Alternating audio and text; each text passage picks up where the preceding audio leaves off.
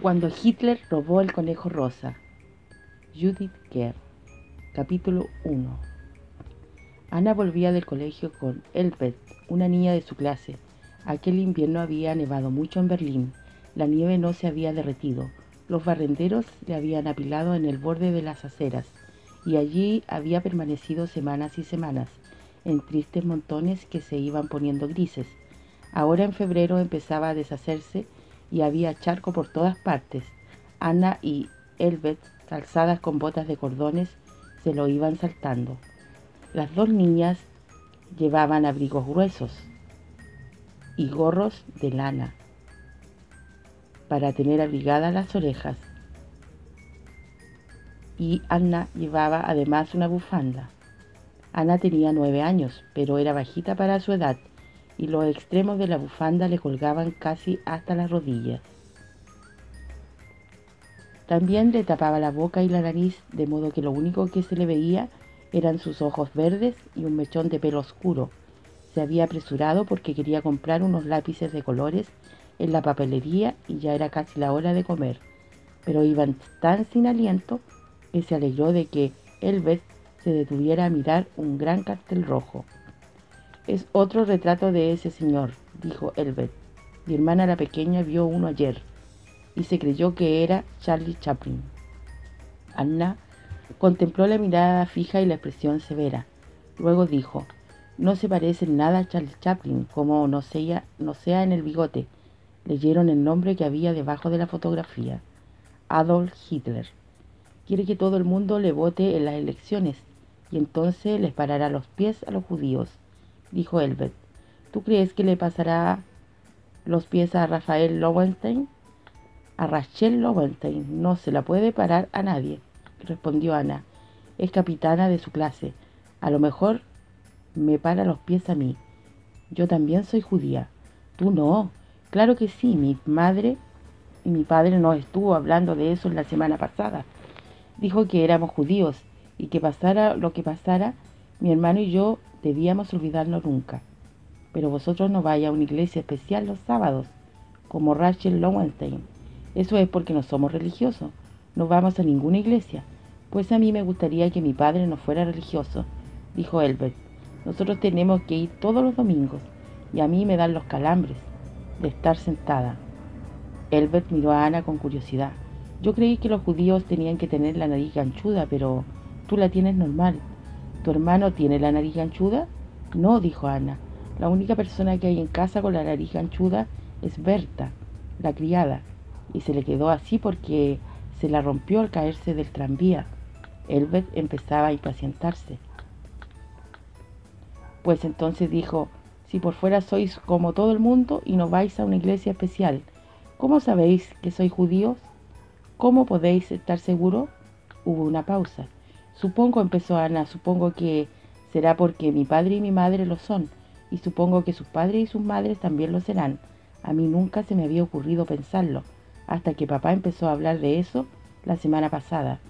«Pues es una tontería», dijo Elbeth. «Todos son tonterías, lo de Adolf Hitler, lo de que la gente sea judía y todo lo demás». Echó a correr y Anna la siguió. No se pararon hasta llegar a la papelería. Allí había alguien hablando con el nombre del mostrador, y a Anna se le cayó el alma a los pies cuando vio que era Fraulein Lambeck, que vivía cerca de su casa. Fraulein Lambeck estaba poniendo cara de oveja y diciendo: «Tiempos terribles, tiempos muy terribles».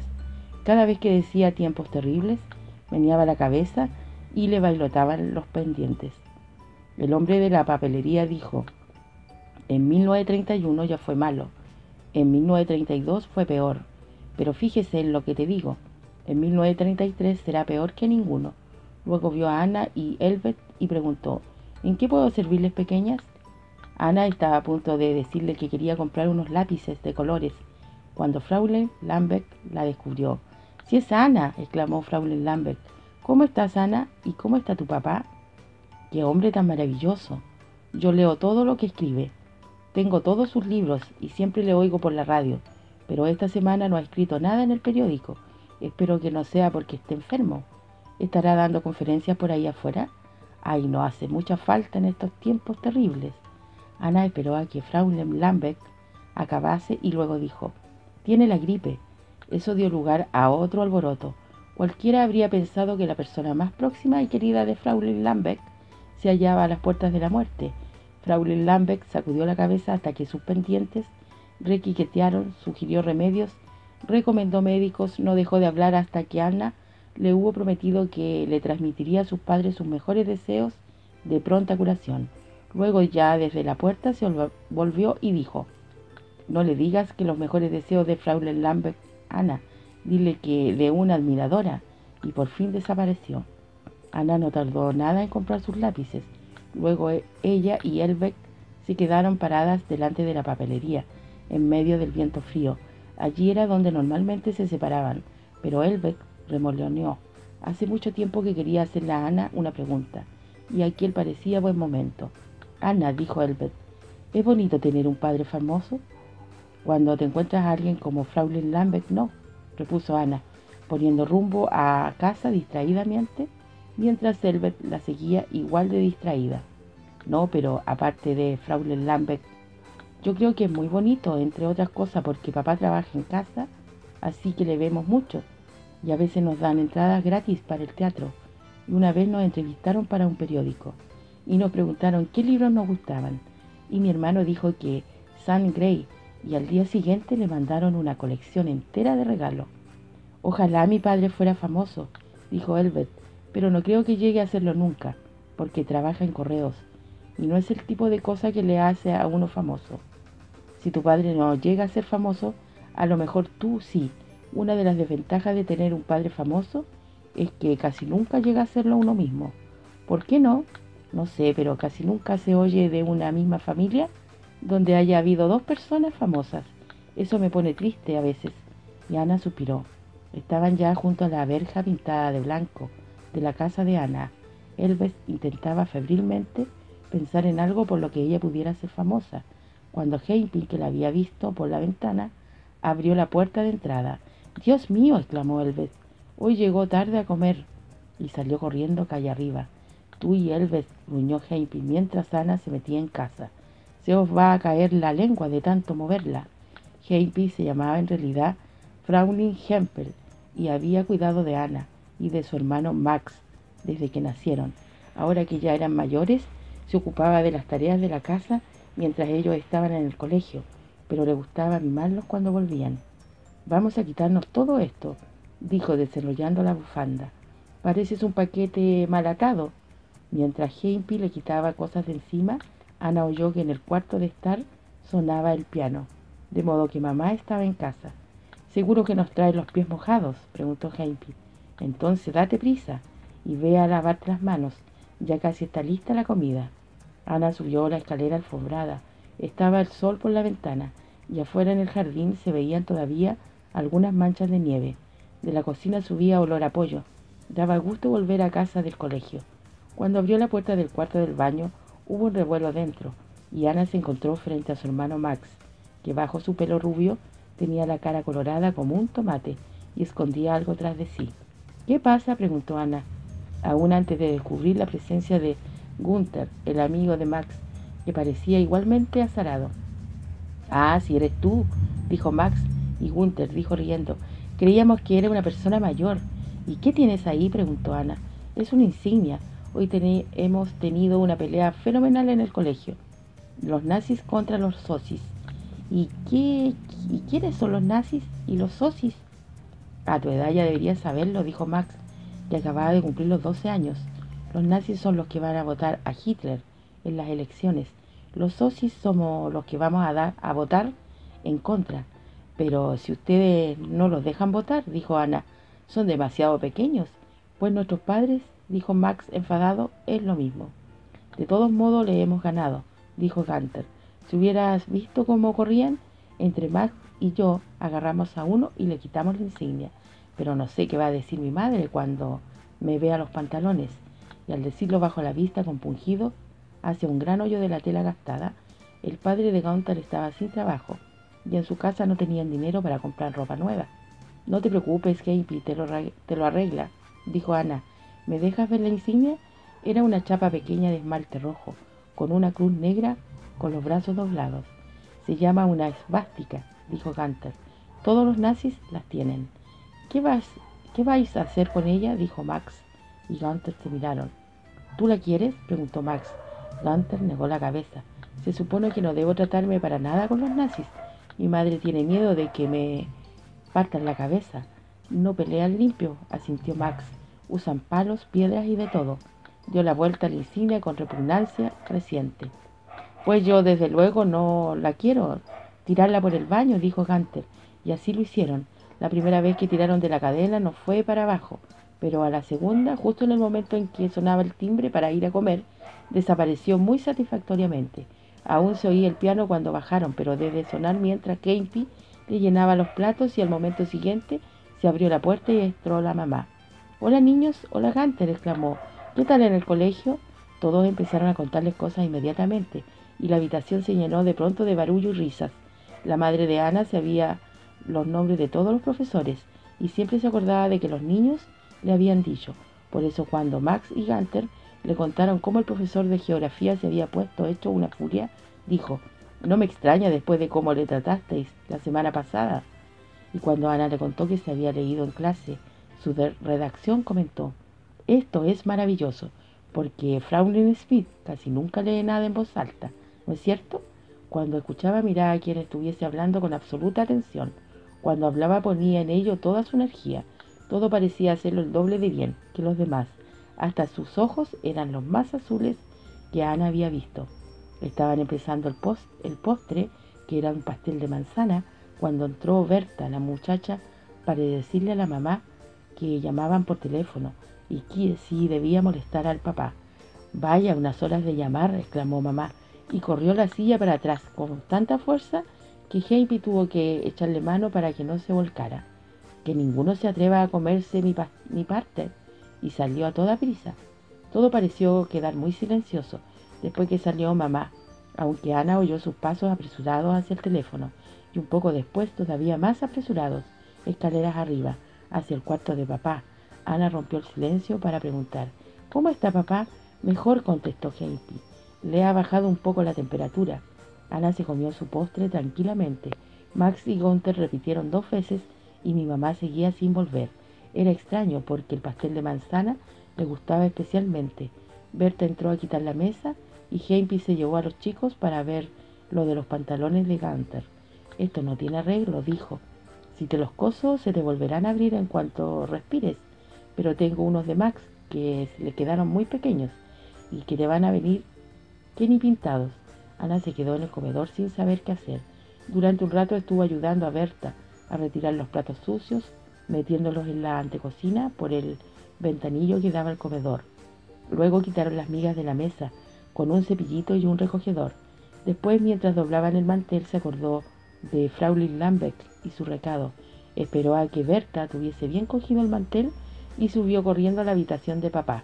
Dentro se le oía hablar con mamá. «Papá, papá», dijo Ana, abriendo la puerta. «Me encontré con Fraulein Lambeck». «Ahora no, luego», exclamó mamá. «Estamos hablando». Estaba sentada en el borde de la cama de papá. Papá estaba recostado sobre las almohadas, un poco pálido. Los dos tenían gesto de preocupado. «Pero papá, es que me dijo que te dijera». Mamá se enfadó mucho. «Porque lo que más quieras», Ana gritó.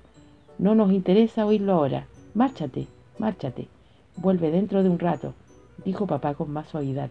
Ana cerró la puerta. Pues vaya, no es que en ningún momento hubiera tenido ganas de dar el absurdo recado de Fraulein Lambeck, pero se sintió maltratada. No había nadie en el cuarto de jugar. Afuera se oían voces, probablemente Max y Gunther estarían jugando en el jardín, pero a Ana no le parecía ir con ellos. Su mochila colgaba de la silla. Desempaquetó sus lápices nuevos y los sacó todos de la caja. Había un rosa bonito y un naranja que estaba bastante bien, pero los azules eran los mejores. Habría 3 tonos diferentes de azul, todos muy luminosos, y un malva. De repente a Ana se le ocurrió una idea. Últimamente había estado haciendo una serie de poemas ilustrados que habían sido muy admirados, lo mismo en casa que en el colegio. Uno de ellos había sido sobre un incendio, otro sobre un terremoto y otro sobre un hombre que se moría en medio de horribles sufrimientos. tras de ser maldecido por un vagabundo. ¿Por qué no intentar ahora un naufragio? Había toda clase de palabras que rimaban con mar, y para la ilustración podía usar los 3 lápices azules nuevos. Cogió papel y empezó. Pronto estuvo tan enfrascada en lo que estaba haciendo que no notó cómo el temprano anochecer de invierno se iba colando en la habitación, y se sobresaltó cuando Hempy entró y encendió la luz. He hecho pasteles, dijo Hempy. ¿Me quieres ayudar a poner la cobertura? ¿Puedes ir antes a enseñarle esto a papá?, preguntó Ana, rellenando el último trocito de mar azul. Hempy asintió. Esta vez Ana llamó a la puerta y esperó hasta que papá dijo adelante. Su cuarto tenía un aspecto extraño, porque solo estaba encendida la lámpara de la mesilla y papá su cama formaban una isla de luz entre las sombras. Apenas se veía un escritorio con la máquina de escribir y la montaña de papeles que como siempre habían desbordado la mesa hasta caer al suelo. Como papá escribía a menudo hasta muy tarde y no quería molestar a su mamá, tenía su cama en su cuarto de trabajo. Papá no tenía aspecto de estar mejor. Estaba sentado en la cama sin hacer nada, mirando fijamente al frente con una especie de rigidez en su rostro delgado, pero al ver a Ana sonrió. Ella le enseñó el poema y él lo leyó 2 veces de cabo a rabo y dijo que era muy bonito y elogió también la ilustración. Luego Ana le contó lo de Fraulein Lambeck y los dos se rieron. Viéndole ya con su aspecto más normal, Ana le preguntó: «Papá, ¿de verdad te gusta el poema?» Papá dijo que sí. «¿No te parece que debería ser más alegre?» Bueno, contestó papá, un naufragio no puede ser demasiado alegre. Mi profesora Fraulein Smith dice que debería escribir sobre temas más alegres, sobre la primera primavera o las flores, por ejemplo. ¿Y tú quieres escribir sobre la primavera y las flores? No, dijo Ana tristemente. Ahora mismo parece como si no me salieran más. ¡Qué desastre! Papá esbozó una pequeña sonrisa y dijo que quizás fuese porque estaba a tono con los tiempos. Entonces preguntó Ana con emoción: ¿Tú crees que está bien escribir sobre desastres? Papá se puso serio inmediatamente. Claro que sí, respondió. Si tú quieres escribir sobre desastres, eso es lo que tienes que hacer. Lo que no se puede hacer es pretender escribir sobre lo que quieren los demás. La única manera de escribir algo bueno es intentar que le guste a uno mismo. A Ana le animó tanto oír eso que ya iba a preguntarle a papá si él creía que ella podría ser famosa o algún día, pero en aquel momento sonó el teléfono que había junto a la cama y sorprendiéndolos a los dos. La expresión tensa volvió al rostro de papá mientras levantaba el auricular. Y era extraño, pensó Ana, que hasta su voz sonase distinta. Le oyó decir sí y algo acerca de Praga, y luego se cansó de escuchar, pero la conversación acabó enseguida. Ale, vete corriendo, dijo papá. Alzó los brazos como para darle un gran abrazo, y luego los dejó caer otra vez diciendo: «Será mejor que no te pegue la gripe». Ana ayudó a Hempy a recubrir todos los pasteles, y luego se los comieron entre Max, Gunther y ella, todos menos 3 que Hempy metió en una bolsa de papel para que Gunther se lo llevara a su madre. Además había encontrado más ropa vieja de Max que le valía, de modo que Gunther se fue a su casa cargado con un buen paquete. El resto de la tarde lo pasaron jugando. Max y Ana habían recibido en Navidad una caja de juegos y todavía no se les había pasado el entusiasmo por ellos. Habían juegos de dama, ajedrez, parche, oca, dominó y 6 juegos de cartas diferentes, todos metidos en un solo estuche, muy bonito. Si se cansaba uno de un juego, se podía jugar a otro. Hempy fue a sentarse con ellos en el cuarto de jugar, mientras remendaba calcetines y hasta jugó con ellos al parchís. Pareció que había llegado muy pronto la hora de acostarse. A la mañana siguiente, antes de ir al colegio, Ana entró corriendo en el cuarto de papá para verle. El escritorio estaba ordenado, la cama estaba hecha y papá no estaba. Capítulo 2. Lo primero que se le ocurrió a Ana era tan espantoso que le cortó la respiración. Papá se había puesto peor por la noche. Se lo habían llevado al hospital. Tal vez Ana salió corriendo, a ciegas, de la habitación, y de repente alguien la sujetó. Era Hempy. «No pasa nada», dijo Hempy. «No pasa nada. Tu padre ha salido de viaje». «¿De viaje?» Ana no lo podía creer. «Pero si está enfermo». «Sí, tiene fiebre». «Sí, pero ha decidido marcharse de todos modos», dijo Hempy con firmeza. Tu madre os lo iba a explicar todo cuando volvieras del colegio. Ahora supongo que habrá que decirlo. Y ya, Fraulein Smith, te puede esperar sentada. ¿Qué pasa? ¿Nos vamos al colegio? Max apareció en el descansillo muy esperanzado. Entonces mamá salió de su habitación. Estaba todavía en bata y parecía cansada. No hay necesidad de armar un alboroto, dijo. Es que os tengo que decir un par de cosas, Hempy. ¿Nos trae un poco de café? Y los niños supongo que no se negarán a tomar algo más de desayuno. Una vez instalados todos en la antecocina de Hempy, con café y bollos delante, Ana se sintió mucho mejor, incluso capaz de calcular que no llegaría a clase de geografía, que le resultaba particularmente antipática. Es muy sencillo, dijo mamá. Papá piensa que Hitler y los nazis podrían ganar las elecciones. Si eso ocurriera, a él no le gustaría vivir en Alemania mientras estuvieran en el poder, y a ninguno de nosotros tampoco. ¿Por qué somos judíos?, preguntó Ana. No solo porque seamos judíos. Papá piensa que en ese caso ya no se le permitiría a nadie decir lo que pensara, y él no podría escribir. A los nazis no les gusta que se les lleve la contraria. Mamá bebió un poco de café y se le animó más la cara. Por supuesto, puede ser que no suceda nada de eso, y ni si sucediera, probablemente no duraría mucho tiempo, quizás unos 6 meses o así. Pero de momento no lo sabemos. ¿Pero por qué se ha ido papá tan de repente?, preguntó Max. Porque ayer le llamaron por teléfono y le avisaron de tal vez que le quitarían el pasaporte. Así que yo hice un maletín y cogió el tren nocturno a Praga, que es la manera más rápida de salir de Alemania. ¿Quién podría quitarle el pasaporte? La policía. Hay bastantes nazis en la policía. ¿Y quién le llamó para avisarle? Mamá sonrió por primera vez. Otro policía, uno al que papá no había visto nunca, pero que había leído sus libros y le habían gustado. Ana y Max tardaron cierto tiempo en digerir todo aquello. Luego Max preguntó, ¿pero ahora qué va a pasar? Bueno, dijo mamá, solo faltan unos 10 días para las elecciones. O bien los nazis las pierden, en cuyo caso papá volverá, o bien las ganan, en cuyo caso iremos nosotros a reunirnos con él. ¿En Praga?, preguntó Max. No, probablemente en Suiza. Allí hablan alemán. Papá podrá escribir. Lo más probable sería que alquilásemos una pequeña casa y nos quedásemos allí hasta que todo esto se hubiera despejado.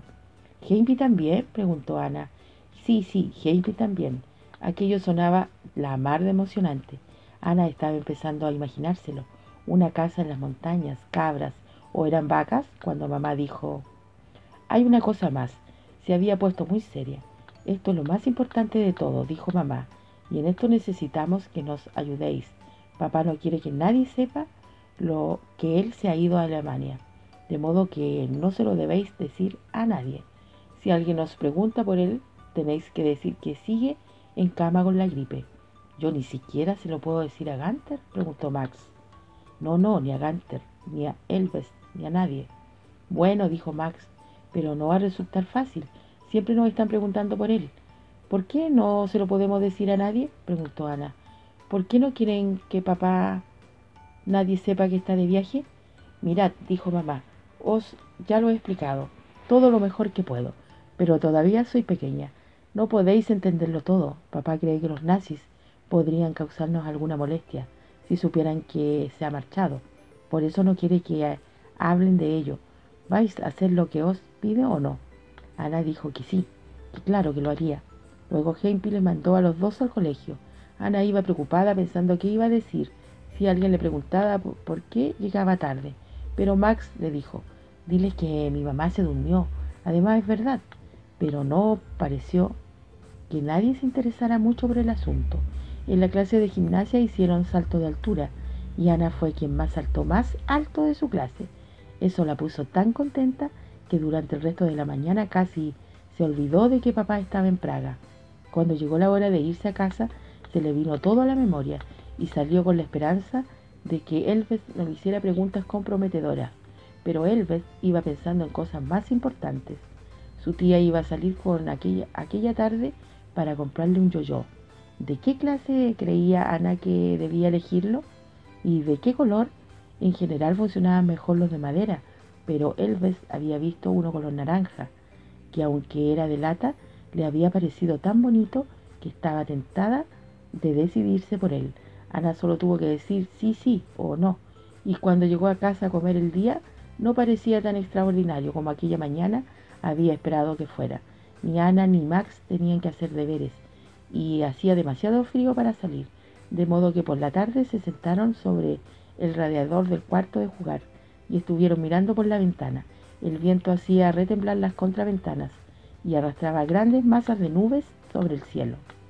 ¿Podría nevar más?, dijo Max. Max, dijo Ana, ¿te hace ilusión que vayamos a Suiza? No sé, contestó Max. Echaría de menos tantas cosas. Gunther, la pandilla con la que juego fútbol, el colegio, y continuó. Supongo que en Suiza iríamos al colegio. Claro, dijo Ana, yo creo que sería muy divertido.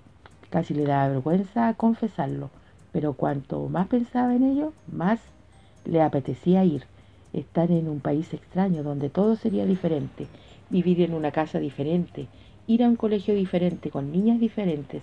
Sentía ganas enormes de experimentar todo aquello, y aunque sabía que no estaba bien, no pudo evitar una sonrisa. Solo sería por 6 meses, dijo, como excusándose, y estaríamos todos juntos. Los días siguientes transcurrieron con bastante normalidad. Mamá recibió una carta de papá. Estaba cómodamente instalado en un hotel de Praga y se encontraba mucho mejor. Estas noticias le alegraron a todos. Varias personas preguntaron por él, pero se decidieron por satisfechas cuando los niños dijeron que tenía la gripe. Había tanta que no era sorprendente. El tiempo seguía siendo muy frío y todos los charcos que se habían formado con el deshielo se volvían a helar, pero no nevaba más. Al fin, por la tarde del domingo anterior a las elecciones, el cielo se puso muy oscuro y se abrió de repente para dar paso a una masa de blanco flotante en ráfagas y remolinos. Ana y Max estaban jugando con los niños Kenter, que vivían en la acera de enfrente. Se pararon a mirar cómo caía la nieve. Si hubiera empezado un poco antes, dijo Max, para cuando esté lo bastante alta para ir en trineo, ya habría anochecido. A las 5, cuando Ana y Max se iban a casa, había acabado de nevar. Peter y Marianne Kenter les acompañaron a la puerta.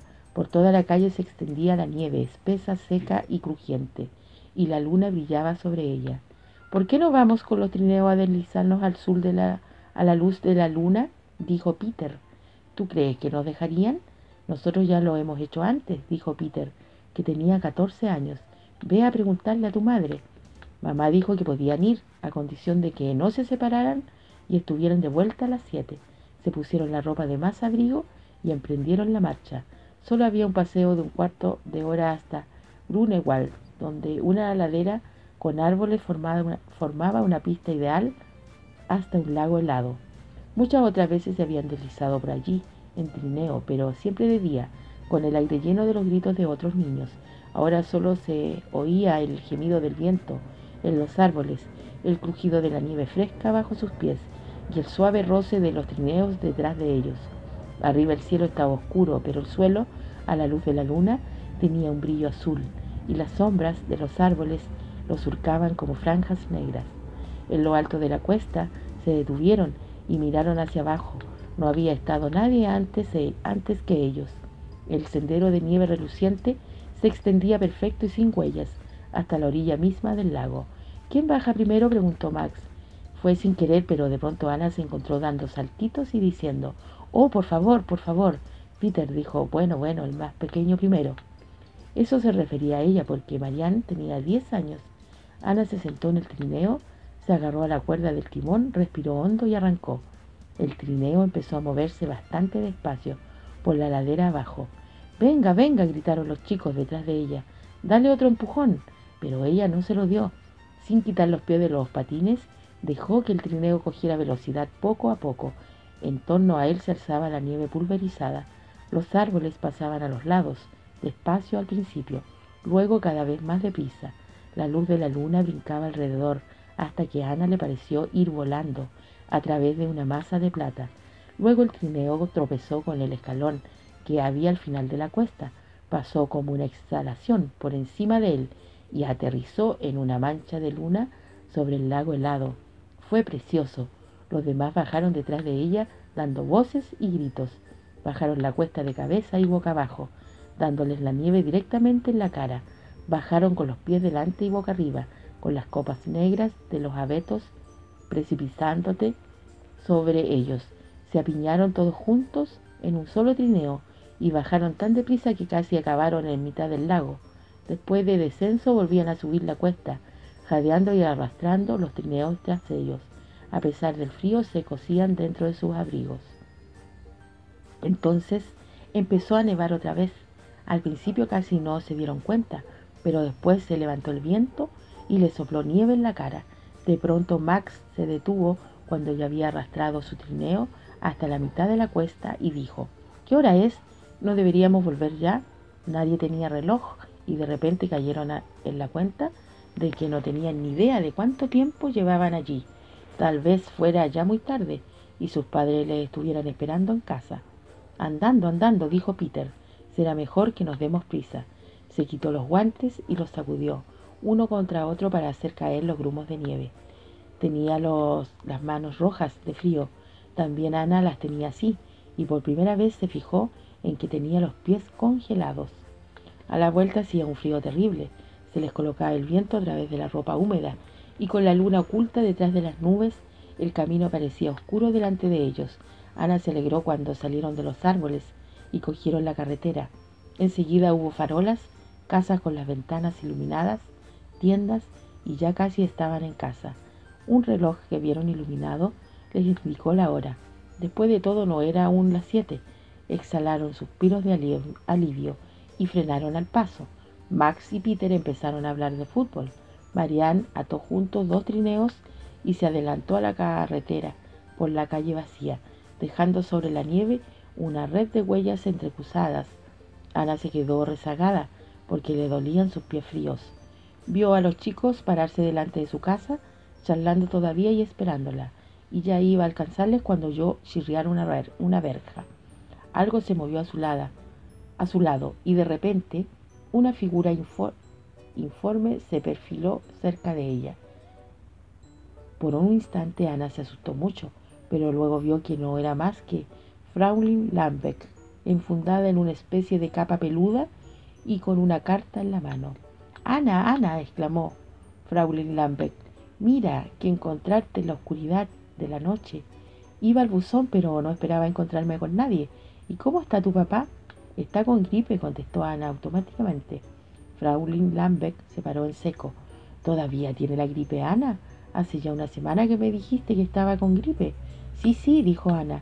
«¿Y sigue en la cama? ¿Todavía tiene fiebre?». «Sí, sí», dijo Ana. «Ay, pobre». Y Fraulein Lambeck puso una mano sobre el hombro de Ana. «¿Le están haciendo de todo? ¿Viene al médico a verle?». «Sí, sí», dijo Ana. «¿Y qué dice el médico?». «Dice, no sé», contestó Ana. Fraulein Lambeck se inclinó con gesto confidencial y la miró a la cara. «Dime, Ana», dijo, «¿cuánta fiebre tiene tu papá?». «No lo sé», gritó Ana, y la voz no le salió como había querido, sino como una especie de gritito. «Lo siento, pero me tengo que ir a casa». Y echó a correr, todo lo deprisa que pudo, hacia Max y la puerta abierta. «¿Qué te pasa?», le dijo Hempy en el vestíbulo. «¿Te han disparado por un cañón?». Ana vio a mamá por la puerta entonada del salón. «Mamá, mamá», gritó, «no me gusta tener que mentirle a todo el mundo sobre papá. Es horrible. ¿Por qué tenemos que hacerlo? No quiero». Entonces vio que mamá no estaba sola. Al otro extremo de la habitación, el tío Julius, que en realidad no era tío, sino un viejo amigo de papá, sentado en un sillón. «Cálmate, cálmate», dijo la mamá muy secamente. «A ninguno nos gusta mentir sobre papá, pero ahora mismo es necesario. No os pediría que lo hicieras si no lo fuera». «La pilló Fraulein Lambeck», dijo Max, que había entrado detrás de Ana. «¿Conoces a Fraulein Lambeck? Es terrible. No hay manera de contestar a sus preguntas, ni siquiera diciendo la verdad». «Pobre Ana», dijo tío Julius, con la vocecilla aguda. Era un hombre delgado y de modales suaves, y todos le tenían mucho cariño. «Vuestro padre me encargó que os dijera que os echa mucho de menos a los dos y os envía muchos abrazos». «¿Es que le has visto?», preguntó Ana. «El tío Julius acaba de volver de Praga», dijo mamá. «Papá está muy bien y quiere que nos reunamos con él en Zúrich, en Suiza, el domingo». «¿El domingo?», dijo Max. Pero entonces falta solo una semana. Ese es el día de las elecciones. Yo creía que íbamos a esperar a ver quién ganaba. Tu padre ha decidido que es mejor no esperar. El tío Julius sonrió a mamá. De veras, creo que se está tomando todo esto demasiado en serio. ¿Por qué? Preguntó Max. ¿Qué os le preocupa? Mamá suspiró. Desde que papá se enteró de que pensaban quitarle el pasaporte, le preocupa que intenten quitarnos los nuestros, entonces no podríamos salir de Alemania. ¿Pero por qué iban a hacerlo? Preguntó Max. Si los nazis no nos tienen simpatía, lo lógico es que se alegren de perdernos de vista. Exactamente, dijo el tío Julius, y volvió a sonreír a mamá. Tu marido es un hombre maravilloso, dotado de una imaginación maravillosa, pero en este asunto, francamente, creo que ha perdido la cabeza. En fin, pasaréis unas vacaciones estupendas en Suiza, y cuando dentro de unas semanas vuelvan a Berlín, nos iremos todos juntos al zoo. El tío Julius era naturalista y se pasaba la vida yendo al zoo. Avisadme si puedo echar una mano en los preparativos. Volveré a veros, por supuesto. Besó la mamá de mamá y se marchó. ¿De veras nos vamos el domingo? Preguntó Ana. El sábado, dijo mamá. Hay mucho camino de aquí a Suiza. Tendremos que parar en Stuttgart para pasar la noche. Entonces, esta es nuestra última semana de colegio, dijo Max. Parecía increíble. Después de aquello todo se sucedió muy deprisa, como en una película acelerada. Hempy se pasaba todo el día seleccionando y empaquetando cosas. Mamá estaba casi siempre fuera o al teléfono, ocupándose del contacto de la casa o del almacenamiento de los muebles. Una vez que se hubiera marchado, cada día, cuando los niños volvían del colegio, la casa parecía más vacía. Un día llegó el tío Julius cuando estaban ayudando a mamá a empaquetar libros. Miró los estantes vacíos y sonrió. Los volverás a colocar todos, ya veréis. Aquella noche el sonido de coches de bomberos despertó a los niños. No uno ni dos, sino cerca de una docena pasaron a toda marcha por la avenida que había al extremo de la calle, haciendo sonar sus campanas. Cuando se asomaron a la ventana vieron que sobre el centro de Berlín el cielo estaba de un color naranja brillante. A la mañana siguiente todo el mundo hablaba del fuego que había destruido el edificio de Reichstag, donde se reunía el Parlamento alemán. Los nazis decían que lo habían incendiado los revolucionarios y que los nazis eran los únicos que podían acabar con aquel tipo de cosas, de modo que todo el mundo debía votarles en las elecciones. Pero mamá oyó que habían sido los propios nazis los autores del incendio. Cuando el tío Julius fue a visitarle aquella tarde, fue la primera vez que no le dijo nada a mamá sobre estar de vuelta en Berlín en pocas semanas.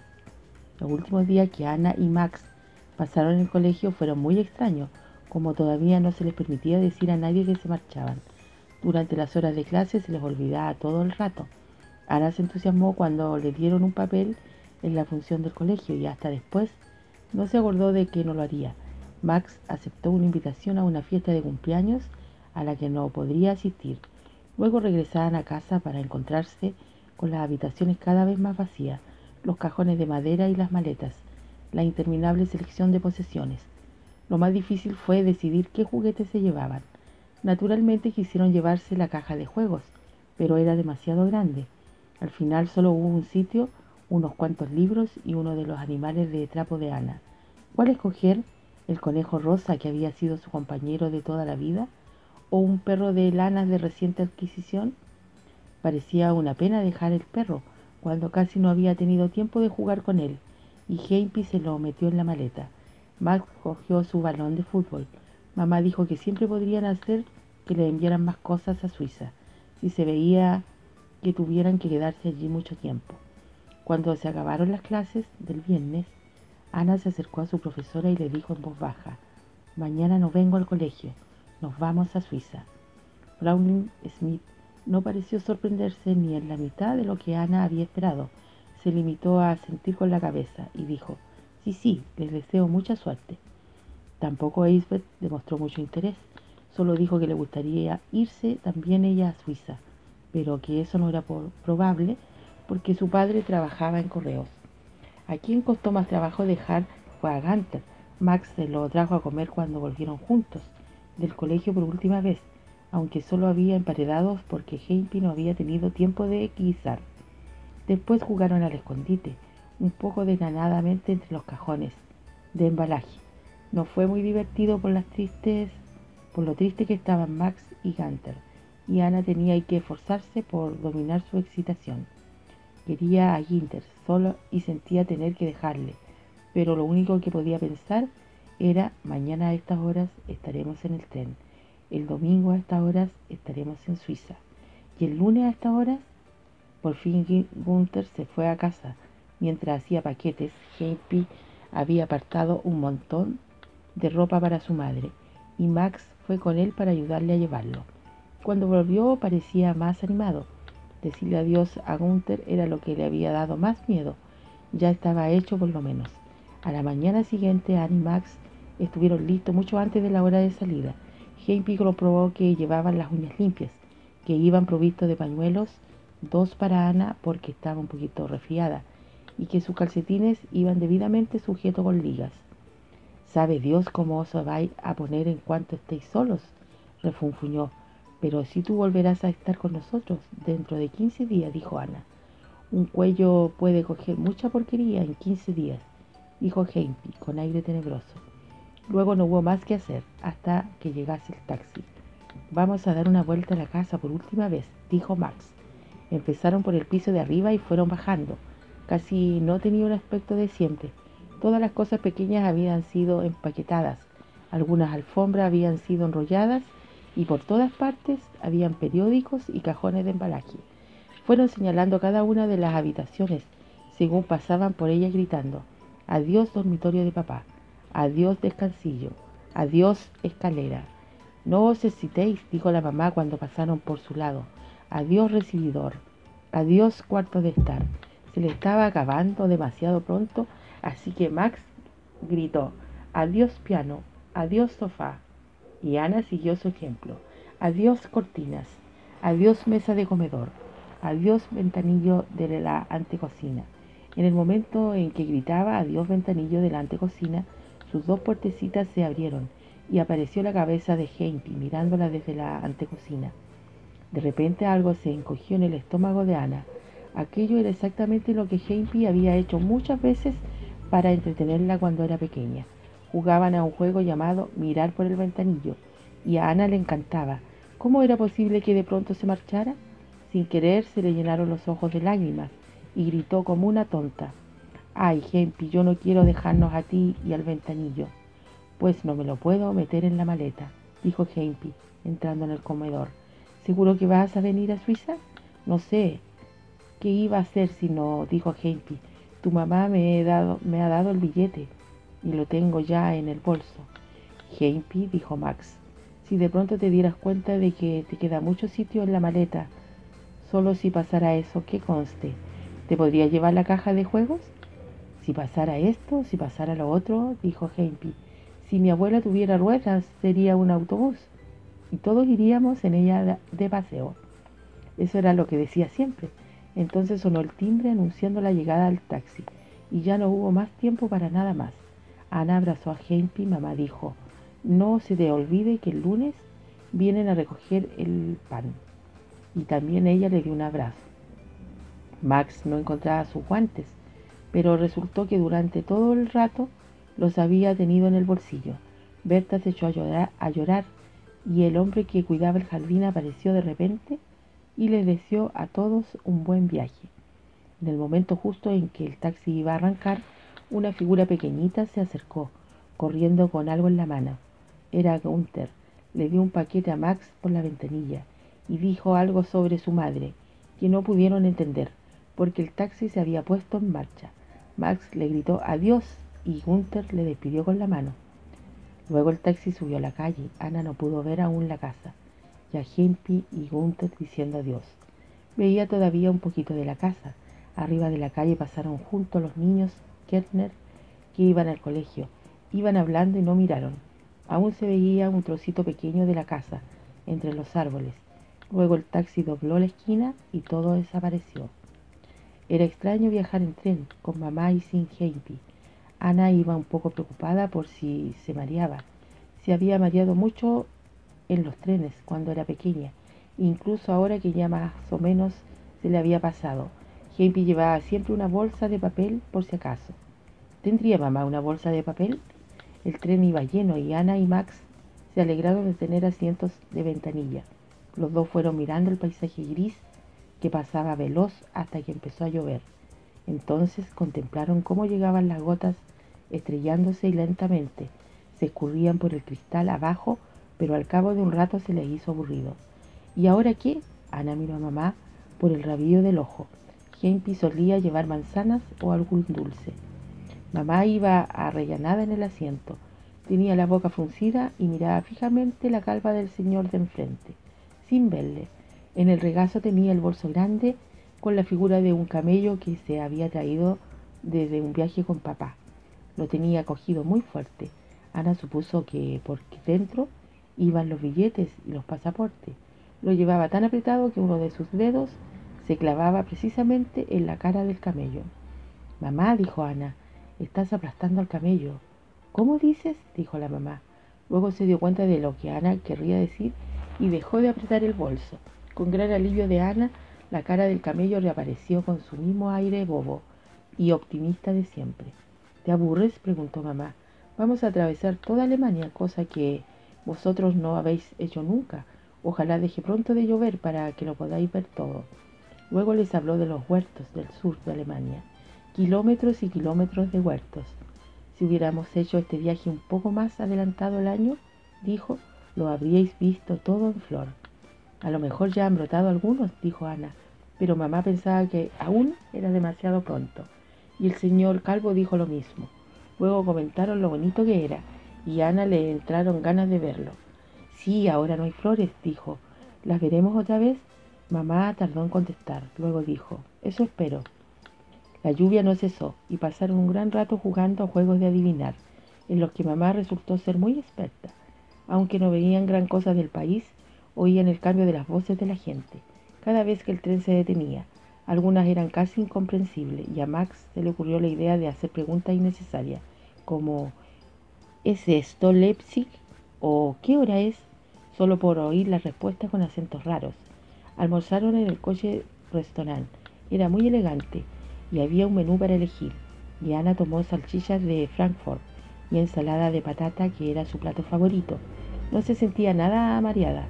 Por la tarde ella y Max se recorrieron el tren de un extremo a otro y luego estuvieron en el pasillo. Llovía más fuerte que antes y anocheció muy pronto. Aunque los huertos hubieran estado en flor, no habrían podido verlo. Durante un rato se entretuvieron viendo pasar la oscuridad a través de sus imágenes reflejadas en el cristal. Luego a Ana le empezó a doler la cabeza y a moquearle la nariz, como si quisiera ponerse a tono con la lluvia de afuera. Se refugió otra vez en su asiento y deseó llegar a Stuttgart. ¿Por qué no miras el libro de Gunther?, dijo mamá. En el paquete de Gunther habían encontrado dos regalos. Uno de Gunther para Max era un juego de habilidad consistente en una cajita transparente con la figura de un monstruo, con la boca abierta pintada sobre el fondo. Había que meter 3 bolitas diminutas en la boca del monstruo y era muy difícil hacerlo en el tren. El otro regalo era un libro para los dos de parte de la madre de Gunther. Se titulaba Llegaron a ser grandes, y la madre de Gunther había escrito en él: gracias por todas esas cosas tan estupendas para que leáis en el viaje. El libro contaba los primeros años de varias personas que luego habían sido famosas, y Ana, que sentía un interés personal por el tema, hojeó el principio con avidez, pero estaba escrito de una manera tan aburrida y el tono general era tan decididamente edificante que poco a poco se desanimó. Toda la gente famosa lo había pasado fatal. Uno tenía un padre borracho, otro tartamudeaba, otro había tenido que lavar centenares de botellas sucias. Todos habían tenido lo que se llama una infancia difícil. Estaba claro que había que tenerla si se quería llegar a ser famoso. Amodorrada en su rincón y enjugándose la nariz con sus 2 pañuelos empapados, Ana deseó de que llegasen a Stuttgart y que un día en el futuro muy lejano ella se hiciera famosa. Pero conforme el tren iba traqueteando a través de Alemania en la oscuridad, ella iba pensando: infancia difícil, más infancia difícil. De pronto notó que la sacudían suavemente. Debía haberse quedado dormida. Mamá estaba diciendo: dentro de unos minutos estaremos en Stuttgart. Soñolienta, Ana se puso el abrigo y pronto ella y Max estuvieron sentados sobre el equipaje a la entrada de la estación de Stuttgart, mientras mamá salía a coger un taxi. Seguía lloviendo, la lluvia tamborilaba sobre el tejado de la estación y caía como una cortina reluciente entre ellos, y la plaza oscura que se abría delante hacía frío y por fin volvió mamá. Vaya sitio, exclamó. Hay como una especie de huelga, algo relacionado con las estaciones o elecciones, y no hay taxis. Pero ¿veis que aquel letrero azul de allí? Al otro lado de la plaza se veía un brillo azulado entre la lluvia. Esto es un hotel, dijo la mamá. Cogeremos solo lo que nos haga falta para la noche y echaremos una carrera hasta allí. Después de dejar la mayor parte del equipaje depositada en la cocina, atravesaron la plaza mal iluminada. El maletín que Ana llevaba no hacía más que golpearle en las piernas, y llovía tan fuerte que apenas se veía nada. Una vez resbaló y pisó un charco hondo, de modo que se le encharcaron los pies. Pero por fin llegaron bajo techado. Mamá pidió habitaciones y luego Max y ella se fueron a comer algo. Ana estaba tan cansada que se fue derecha a la cama. Por la mañana se levantaron cuando todavía estaba oscuro. Pronto veremos a papá, dijo Ana mientras desayunaban en el comedor sombrío. Nadie más se había levantado aún, y el camarero, con cara de sueño, le sirvió a golpes los bollos revenidos y el café, como si de ese modo quisiese hacerles ver lo mucho que le estaban fastidiando. Mamá esperó a que hubiese vuelto a la cocina y entonces dijo: antes de llegar a Zúrich y a ver a papá, tenemos que cruzar la frontera entre Alemania y Suiza. ¿Tenemos que bajarnos del tren?, preguntó Max. No, dijo mamá, nos quedaremos en el compartimiento. Vendrá un hombre a mirarnos los pasaportes, lo mismo que el revisor. Pero y miro a los dos niños por turno.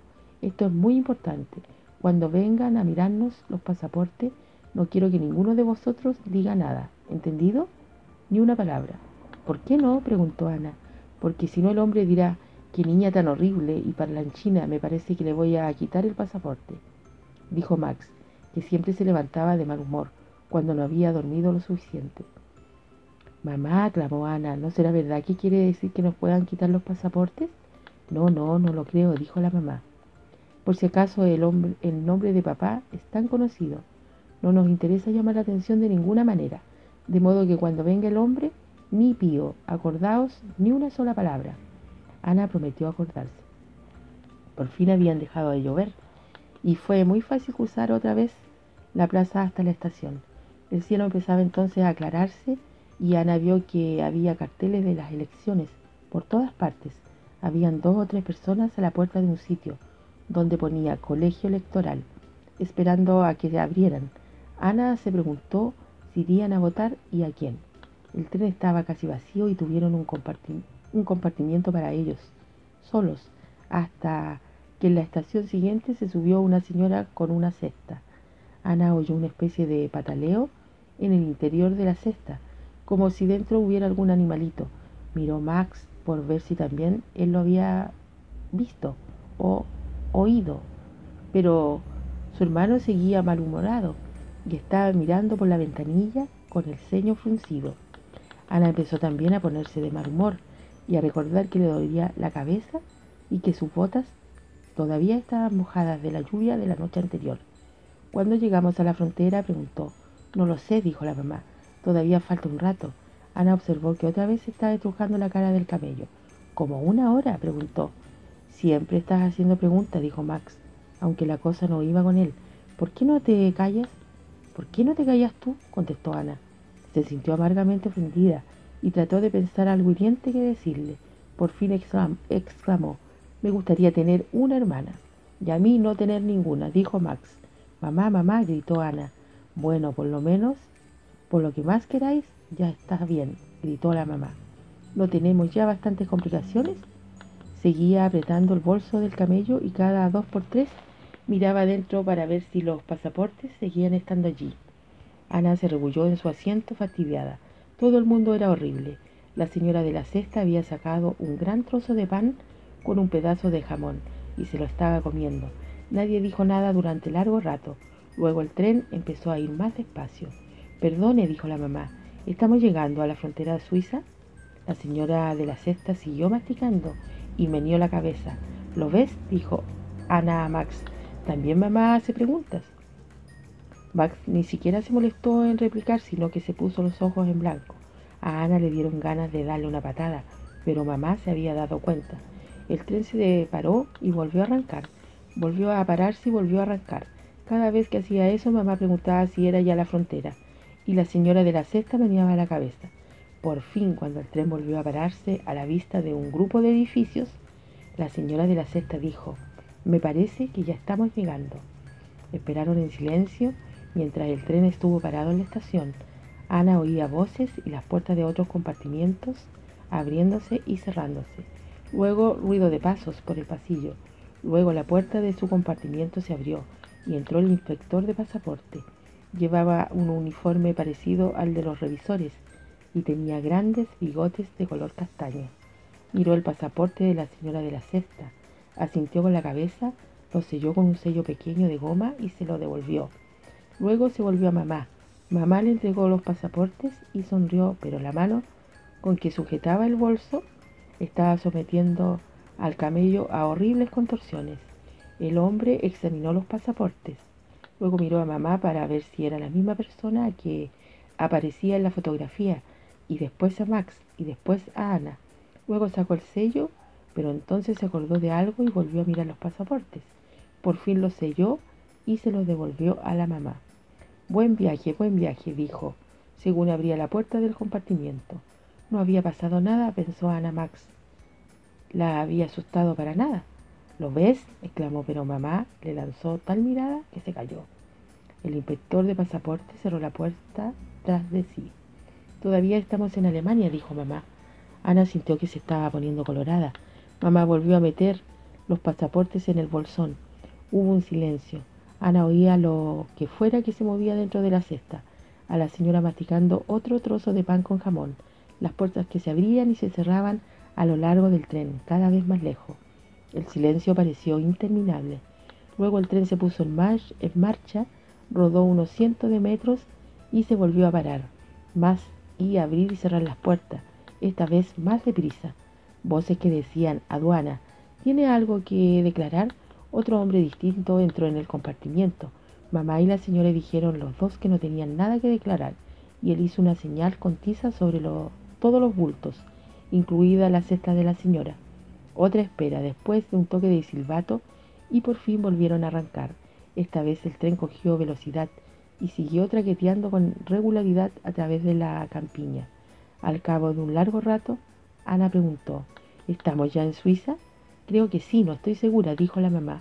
La señora de la cesta dejó de masticar. «Así es», dijo apaciblemente. «Esto es Suiza. Estamos en Suiza ya. Este es mi país. Era maravilloso». «Suiza», exclamó Ana. «Estamos de verdad en Suiza». «Ya era hora», dijo Max, y sonrió de oreja a oreja. Mamá dejó el bolso del camello sobre el asiento vacío que tenía al lado, y sonrió y volvió a sonreír. Bueno, dijo, pronto estaremos con papá. De repente Ana se sintió muy tonta, atolondrada. Quería hacer o decir algo extraordinario y divertido, pero no se le ocurría nada, de modo que se volvió a la señora suiza y dijo: «Perdone, pero ¿qué es lo que lleva usted en esa cesta?». «Ah, es mi morongo», dijo la señora, con su dulce voz de pueblo. Sin saber por qué aquello era terriblemente divertido, Ana, conteniendo la risa, lanzó una mirada a Max y vio que también él estaba casi retorciéndose. «¿Qué es un morongo?», preguntó al tiempo que la señora echaba hacia atrás la tapa de la cesta. Y antes de que nadie pudiera responder, se oyó un miau, y por la abertura de la cesta asomó la cabeza de un feo gato negro.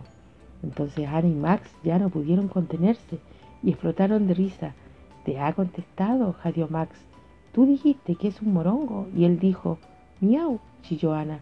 «Niños», dijo mamá. Pero no sirvió de nada, no podían dejar de reír. Siguieron riéndose de todo lo que veían, sin parar hasta llegar a Zurich.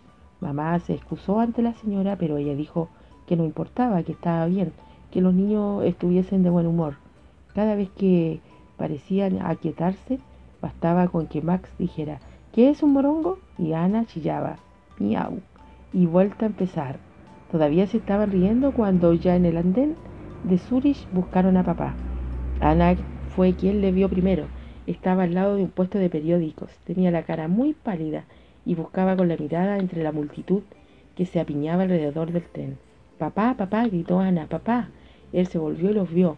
Y entonces papá, que siempre era tan serio, que nunca hacía nada con prisas, de pronto echó a correr hacia ellos. Abrazó a mamá y la estrechó contra sí. Luego abrazó a Ana y a Max. Los abrazaba y los volvía a abrazar a todos. Y no quería soltarlos. No os veía, dijo, tuve miedo. Ya sé, dijo la mamá. Papá había reservado habitaciones en el mejor hotel de Zurich. Tenía una puerta giratoria, gruesas alfombras y montones de dorados por todas partes. Como todavía no eran más que las 10 de la mañana, desayunaron otra vez mientras charlaban sobre todo lo que había pasado desde que papá salió de Berlín. Al principio parecía como si tuvieran cosas interminables que contarles, pero al rato descubrieron que también era muy agradable estar juntos sin decir nada, mientras Annie y Max se atiborraban de 2 clases diferentes de croissant y 4 de mermeladas. Mamá y papá se sonreían el uno al otro. Cada poco tiempo se acordaban de algo y papá decía, ¿has podido traer los libros? O mamá decía, ¿llamaron del periódico y querían un artículo? ¿Tuvo esta semana si es posible? Pero después volvían a caer en un silencio apacible y sonriente. Por fin Max se bebió el último sorbo de su chocolate caliente. Se limpió los labios, las últimas migas de croissant y preguntó, ¿qué vamos a hacer ahora? Pero nadie había pensado en eso. Tras un instante papá dijo, vamos a ver cómo es Zurich. Decidieron ir, lo primero de todo, a la cima de un monte que se alzaba sobre la ciudad. El monte era tan empinado que había que ir en funicular, una especie de ascensor sobre ruedas que subía derecho por una pendiente alarmante. Ana nunca había estado en un funicular y tuvo que repartir su atención entre la emoción de la experiencia y el escrutinio ansioso del cable en busca de señales de desgaste. Desde la cima del monte se veía Zurich, allá abajo, apiñado a un extremo de un enorme lago azul. El lago era tan grande que la ciudad parecía pequeña en comparación y el lado más lejano estaba oculto por las montañas. Habían barcos de vapor que desde aquella altura parecían de juguete y que iban recorriendo el borde del lago, parándose en cada uno de los pueblecitos que habían desperdigados por las orillas y dirigiéndose luego al siguiente. Brillaba el sol y les daba todo un aspecto muy atractivo. ¿Puede ir cualquiera en estos barcos? Preguntó Max. Era justamente lo que Ana iba a preguntar. ¿Te gustaría ir? Dijo papá. Pues irás, esta tarde. El almuerzo fue espléndido, en un restaurante con una cristalería que daba al lago. Pero Ana no fue capaz de comer gran cosa. Se notaba la cabeza embotada. Probablemente pensó por haberse levantado tan temprano, y aunque la nariz ya no le destilaba, le dolía la garganta. ¿Te encuentras bien? Preguntó la mamá un poco alarmada. Sí, sí, respondió Ana, pensando en la excursión en barco de por la tarde. De todos modos estaba segura de que era solo cansancio.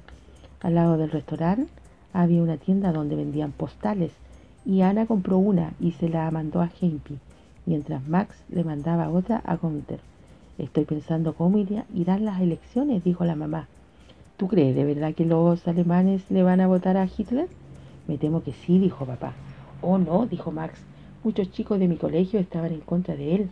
A lo mejor mañana nos encontramos con que casi nadie le ha votado y entonces podríamos volvernos todos a casa, como dijo el tío Julius. Es posible, dijo el papá, pero Ana se dio cuenta de que en realidad no lo creía. La excursión en barco por la tarde fue un gran éxito. Ana y Max se quedaron en cubierta a pesar del viento frío, contemplando el tráfico del lago. Aparte de los barcos de vapor, había motoras particulares y hasta unas cuantas barcas de remos. Su vapor iba haciendo shum shum de un pueblecito a otro, por unas orillas del lago. Todos los pueblos eran muy bonitos, con sus casitas relucientes, rodeadas de bosques y colinas. Cada vez que el vapor se acercaba a un embarcadero tocaba fuerte la sirena para que todos los del pueblo supieran que llegaba mucha gente, embarcada y desembarcaba en cada sitio. Al cabo de una hora aproximadamente, cruzó de pronto el lago hasta un pueblecito de la otra orilla, y luego regresó al mismo punto de Zurich, de donde había salido. Caminando de vuelta al hotel, entre el ruido de los coches, los autobuses y los tranvías, con su estruendo metálico, Ana se dio cuenta de que estaba muy cansada y volvió a notar la cabeza embotada. Se alegró de volver a la habitación del hotel, que compartía con Max. Todavía no tenía hambre y a mamá le pareció verla tan cansada que la metió en la cama directamente.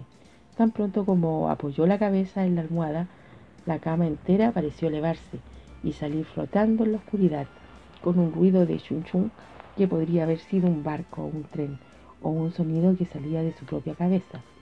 La primera impresión de Ana cuando abrió los ojos por la mañana fue que en la habitación había demasiada luz. Los volvió a cerrar rápidamente y se quedó muy quieta, tratando de concentrarse. Había un murmullo de voces al otro extremo de la habitación y también una especie de crujido en algo que no fue capaz de identificar. Debía ser muy tarde y todos los demás estarían ya levantados.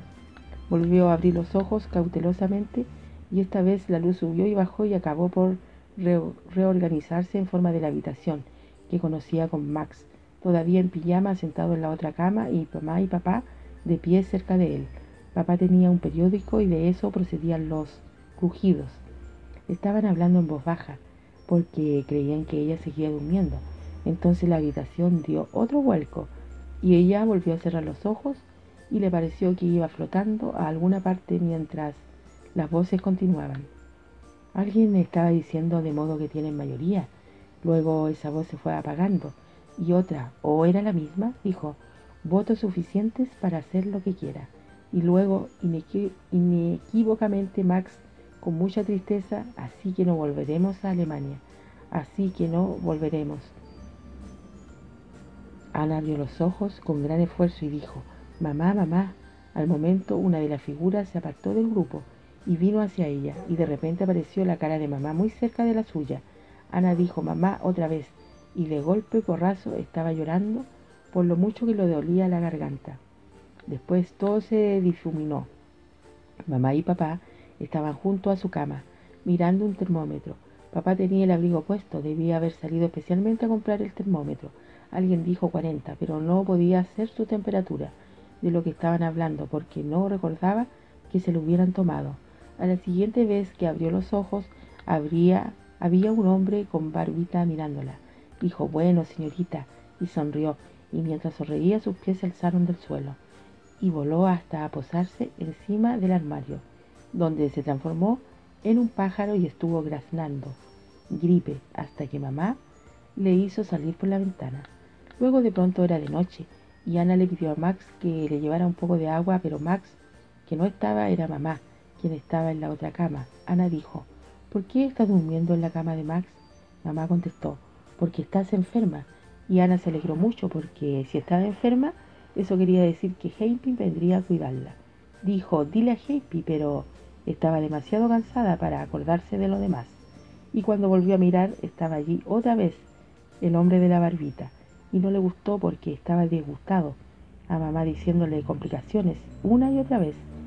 El hombre le había hecho algo en el cuello, y por eso se le había hinchado y le dolía, y ahora se lo estaba palpando.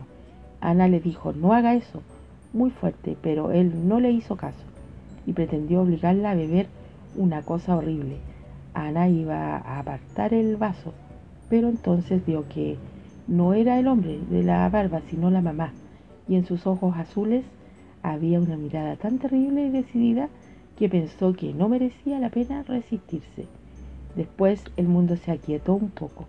Empezó a comprender que había estado enferma durante cierto tiempo, que había tenido fiebre alta y que si se encontraba tan mal era porque tenía los ganglios del cuello enormemente hinchados y blancos. Tenemos que bajar la fiebre, dijo el médico de la barba. Después mamá dijo: te voy a poner una cosa en el cuello para que se te mejore. Ana vio que de una palangana salía vapor. Está demasiado caliente, gritó. No lo quiero. No te lo voy a poner demasiado caliente, dijo la mamá. No quiero, no quiero, dijo Ana. Tú no sabes cuidarme. ¿Dónde está Hempi? Hempi, no me pondría este vapor tan caliente en el cuello. No digas tontería, dijo la mamá, y de repente se estaba apretando una compresa humeante de algodón contra su propio cuello. Venga, dijo, si no está demasiado caliente para mí, no va a estarlo para ti. Y lo apretó contra el cuello de Ana y rápidamente le puso un vendaje alrededor. Estaba terriblemente caliente, pero se podía soportar. No era tan horrible, ¿o no?, dijo la mamá. Ana estaba tan enfadada que no contestó y la habitación empezaba otra vez a dar vuelta, pero mientras caía flotando en el sopor pudo oír todavía la voz de mamá, que decía: le voy a bajar esa fiebre aunque me cueste mi vida. Después de aquello, debió quedarse amodorrada o dormida, porque de pronto tenía otra vez el cuello fresco y mamá se lo estaba destapando.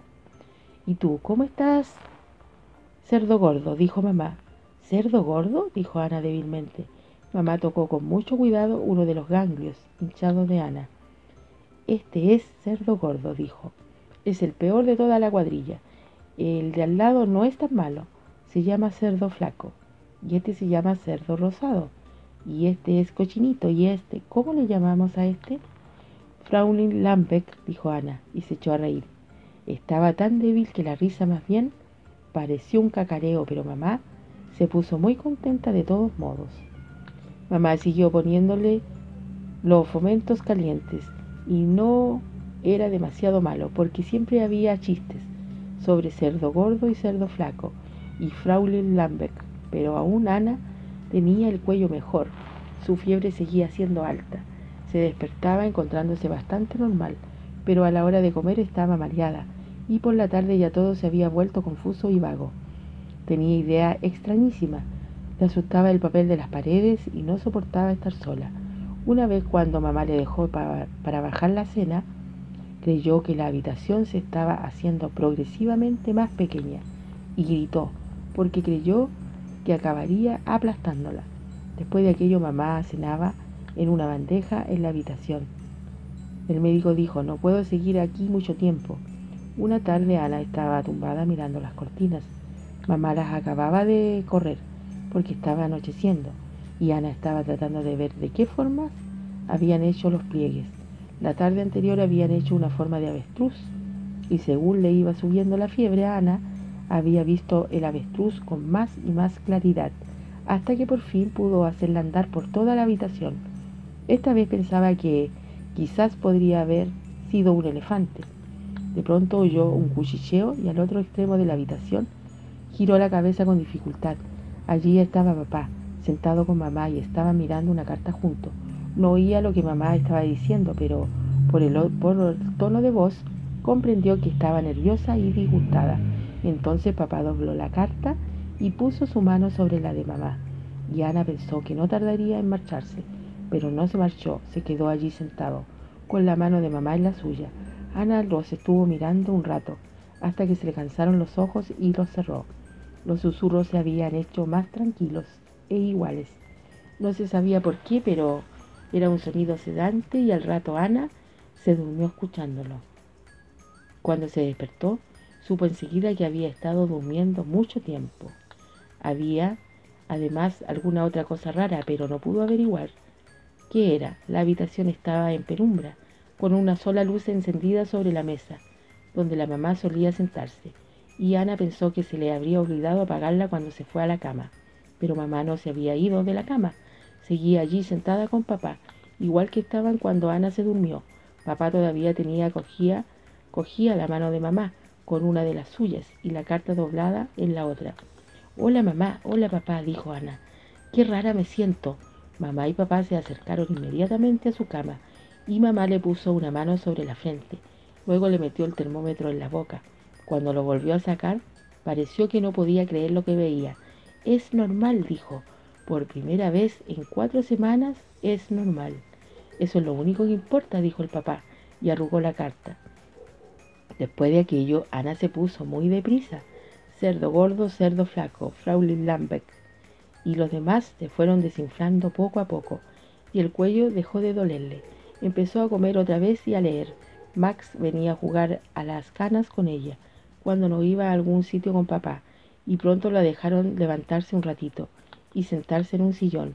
Mamá tenía que ayudarla a dar aquellos pocos pasos por la habitación, pero una vez sentada, el calor del sol que entraba por la ventana y se sentía muy contenta. Afuera el cielo estaba azul y veía que la gente que pasaba por las calles no llevaba abrigo. En la acera de enfrente había una señora con un puesto de tulipanes y en la esquina un castaño. Estaba lleno de hojas. Era primavera. Se asombraba de ver lo mucho que había cambiado todo durante su enfermedad. También la gente de la calle parecía satisfecha con el tiempo primaveral y muchos compraban flores en el puesto. La señora que vendía tulipanes era morena y regordeta y se parecía un poco a Heipi. De pronto Ana se acordó de una cosa. Heipi iba a reunirse con ellos 2 semanas después de su salida de Alemania. Ya debía haber pasado más de un mes. ¿Por qué no habrá venido? Iba a preguntárselo a mamá, pero llegó antes Max. Max, dijo Ana, ¿por qué no ha venido Heipi? Pareció como si Max se quedara cortado. ¿Quieres volverte a la cama?, preguntó. No, no, repuso Ana. Bueno, dijo Max, no sé si debo decírtelo, pero han pasado muchas cosas mientras estabas mala. ¿Qué cosas?, preguntó Ana. Ya sabes que Hitler ganó las elecciones, dijo Max, pues enseguida acaparó todo el gobierno. Y pasa exactamente lo que decía papá, que a nadie se les deja decir ni una palabra en contra de él. Si lo hacen, los meten en la cárcel. ¿Y Heipi ha dicho algo en contra de Hitler?, preguntó Ana, que ya veía a Heipi en una mazmorra. No, no, mujer, dijo Max, pero papá sí lo hacía y sigue haciéndolo. Y por supuesto nadie en Alemania puede publicar nada de lo que papá escribe, de modo que no puede ganar dinero y no tenemos para pagar a Heipi. Ya, dijo Ana, y tras un momento añadió, entonces, ¿somos pobres? Yo creo que sí, un poco, respondió Max, solo que papá va a intentar escribir algunos periódicos suizos, entonces volveremos a estar bien. Se levantó como para irse y Ana dijo rápidamente, yo no creo que a Heipi le importara lo del dinero. Si tuviéramos una casita seguro que se querría venir y cuidamos de todas maneras, aunque no le pudiéramos pagar mucho.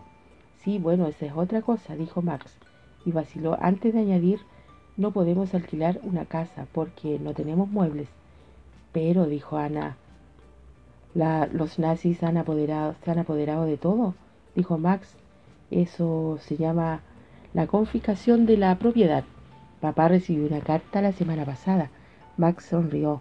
Ha sido como una de esas comedias horribles en la que todo el rato estaba llegando gente con malas noticias. Y encima tú, a punto de estirar la pata. Yo no iba a estirar la pata, dijo Ana. Hombre, yo sabía que no, dijo Max. Pero ese médico suizo tiene una imaginación muy siniestra.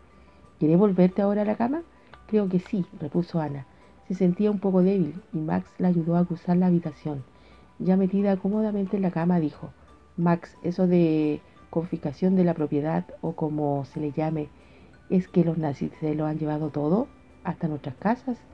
Max asintió con la cabeza. Ana trató de imaginárselo. Se habían llevado el piano, las cortinas de flores del comedor, su cama, todos sus juguetes, entre ellos el conejo rosa de trapo. Por un momento le entristeció mucho acordarse del conejo rosa.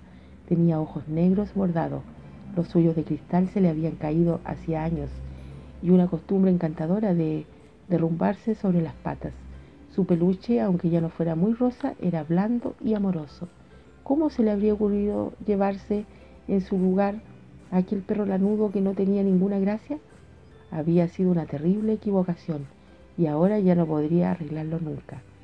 Siempre he pensado que deberíamos habernos traído la caja de juegos, dijo Max. Seguro que ahora mismo Hitler está jugando a la oca. Y acunando mi conejo rosa, dijo Ana, y se echó a reír, pero en sus ojos habían asomado algunas lágrimas, y le estaban corriendo por las mejillas todo a la vez. Bueno, tenemos suerte de estar aquí, de todas maneras, dijo Max. ¿Por qué dices eso?, preguntó Ana. Max apartó la vista para mirar por la ventana, con gran concentración. Papá recibió noticias de Heipi, dijo con estudiada indiferencia. Los nazis fueron a recoger nuestros pasaportes al otro día de las elecciones. Tan pronto como Ana estuvo lo bastante fuerte, se marcharon de aquel hotel tan caro. Papá y Max habían encontrado un hostal en uno de los pueblecitos del lago. Se llamaba Gastorp Swing, porque era propiedad de un tal Herr Swing y estaba muy cerca del embarcadero, como en un patio empedrado y un jardín que bajaba hasta el lago. La gente solía ir allí a correr y a beber, pero Herr Swing tenía también unas cuantas habitaciones para alquilar y eran muy baratas. Mamá y papá compartían una habitación y Ana y Max otra, con lo que todavía salía más barato. En el piso bajo había un comedor grande y confortable, decorado con astas de ciervo y trocitos de Adelweiss, pero cuando hizo mejor tiempo aparecieron mesas y sillas en el jardín, y Frau Wynn servía todas las comidas debajo de los castaños, al borde del agua. A Ana le parecía muy bonito. En los fines de semana venían músicos del pueblo y a menudo estaban tocando hasta altas horas de la noche. Se escuchaba la música y se contemplaba el centelleo del agua entre las hojas y los barcos de vapor que pasaban. Cuando anochecía, Herr Wynn daba un interruptor y se encendían lucecitas en los árboles, de modo que aún se podía ver lo que se estaba comiendo. Los barcos encendían faroles de colores para hacerse ver por las otras embarcaciones. Algunos eran de color ámbar, pero los más bonitos eran de un azul oscuro y brillante, tirando a malva. Cada vez que Ana veía una de aquellas luces azules mágicas sobre el cielo azul más oscuro y reflejadas más débilmente en el lago, sentía como si le hubieran hecho un pequeño regalo. Los Wynn tenían 3 niños que iban descalzos, y como Ana ya no sentía sus piernas como si fueran de trapo, ella y Max iban con ellos a explorar el campo de alrededor. Había bosques y arroyos, y cascadas, carreteras bordeadas de manzanos y flores silvestres por todas partes. A veces mamá prefería ir con ellos a quedarse sola en el hostal. Papá iba a Zúrich casi todos los días para hablar con los directores de los periódicos suizos.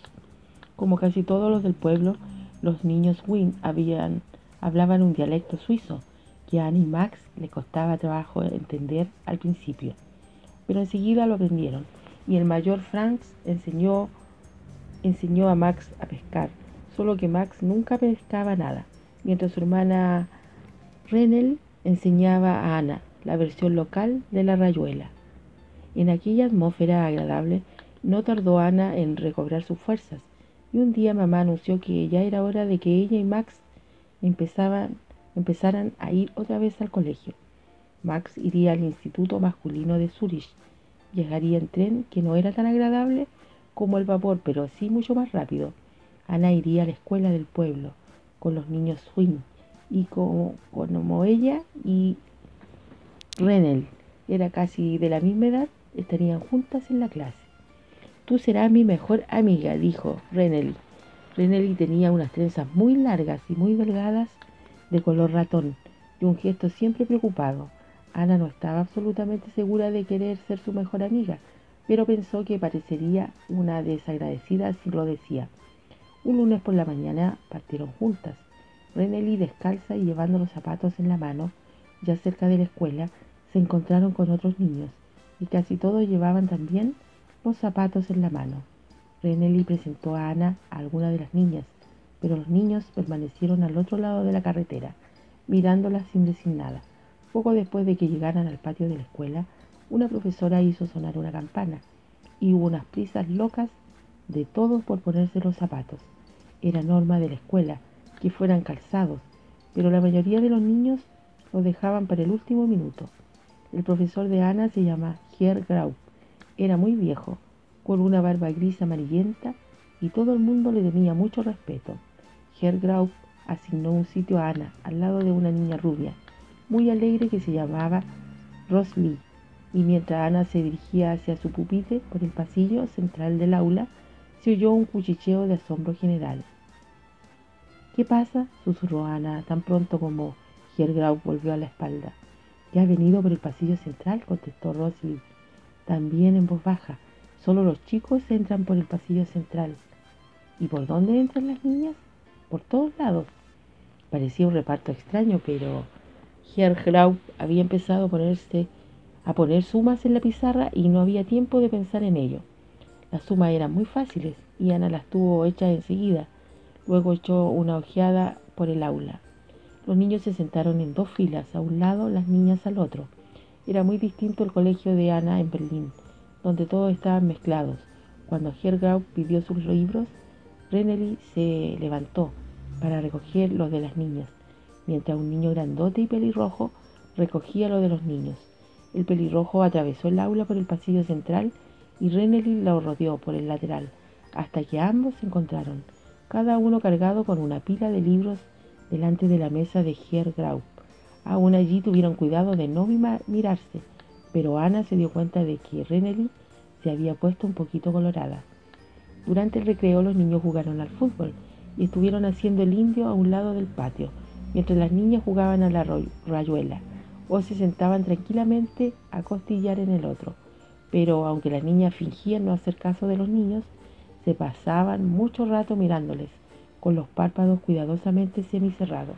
Y cuando Reneli y Ana se fueron a casa a comer, Reneli estaba tan interesado en las cosas raras que iba haciendo el pelirrojo por el otro lado de la carretera que casi se choca con un árbol.